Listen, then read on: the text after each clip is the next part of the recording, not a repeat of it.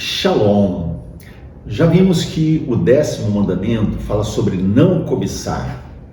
E ele acaba incluindo vários itens para demonstrar que não podemos e não devemos cobiçar, alimentar o desejo de possuir aquilo que não é nosso, aquilo que pertence ao outro, e criar planos para chegar lá, ainda que sejam planos imaginários que nunca venhamos a executar. Mas quando olhamos para esse mandamento, vemos que ele inclui os bens do teu próximo. Então, não cobiçarás os bens do teu próximo.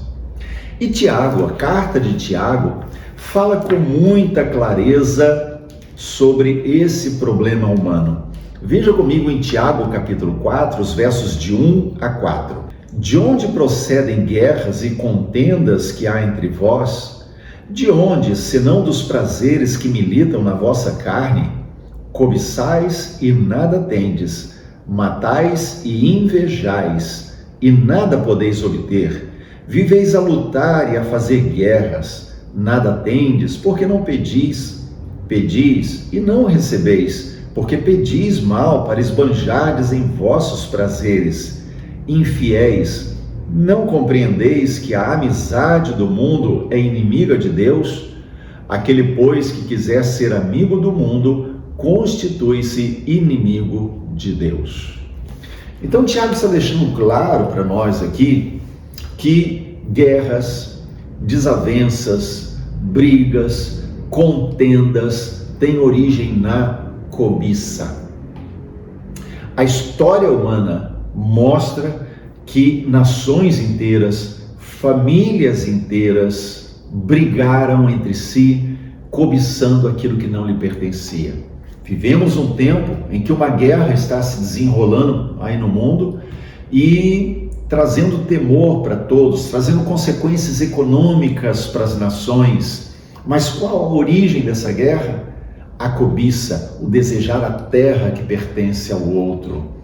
Então ele está dizendo aqui, tudo isso nasce da cobiça que está em nós, desse desejo que vai nascendo, sendo alimentado e então gerando planos, ainda que sejam imaginários, mas planos para executar e possuir aquilo que não nos pertence. E uma coisa que ele chama a atenção aqui é invejais, matais e invejais. E a gente não pode deixar de mencionar a inveja. A inveja, o invejoso, ele não consegue aceitar que alguém tenha algo mais. Então, quando ele vê alguém que tem algo mais do que ele tem, ele começa a invejar aquilo, desejar aquilo. Pode até mesmo não estar querendo tomar aquilo que o outro possui, mas ele começa a se consumir por dentro para ter aquilo. E há pessoas que se endividam, criam problemas financeiros, de relacionamentos profundos, por causa da cobiça do coração gerada na inveja. Então, desejar alguma coisa, só porque o outro possui, está incluído nisso.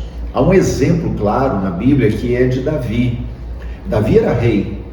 E certa vez ele está no palácio e ele vê uma mulher que está ali tomando banho e ele cobiça aquela mulher, a possui, gera um filho com ela, mata o marido dela para poder encobrir o próprio pecado. E Natã, o profeta, confronta Davi. Como é que ele confronta? Ele fala assim: olha, rei, imagine um homem que tem apenas uma ovelhinha e o outro possui um monte de ovelhas, mas esse que possui um monte de ovelhas vai e rouba a única ovelhinha que o outro possui. Qual deve ser a sentença de julgamento desse? E Davi, então, como rei moralista, diz: deve morrer. E Natã diz: você fez isso. Ou seja, a ilustração, a parábola usada pelo profeta é: você desejou o que era do outro, e nesse desejo de ter o que é do outro, movido pela inveja, mesmo por algo que, vamos colocar, de menor valor, no caso a parábola falava de uma ovelhinha, enquanto o outro tinha muitos. Então, Davi ele teve inveja da única ovelhinha do próximo, daquele que era o seu comandante de guerra, né? General da sua guerra, aquele que estava à frente de batalha, um homem de confiança, seu braço direito, enfim, um homem que estava ali entre os melhores do seu exército. Então, a inveja, ela cega, ela não nos deixa ver aquilo que Deus já tem feito na nossa vida, aquilo que Deus nos tem dado. A inveja nos faz focar naquilo que não temos. E começamos então a alimentar a insatisfação com aquilo que já temos, porque começamos a olhar apenas para aquilo que não temos.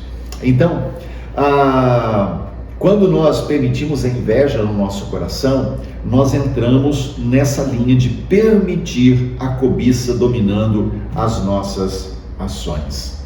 E aí, Tiago fala, olha, vocês pedem e nada têm.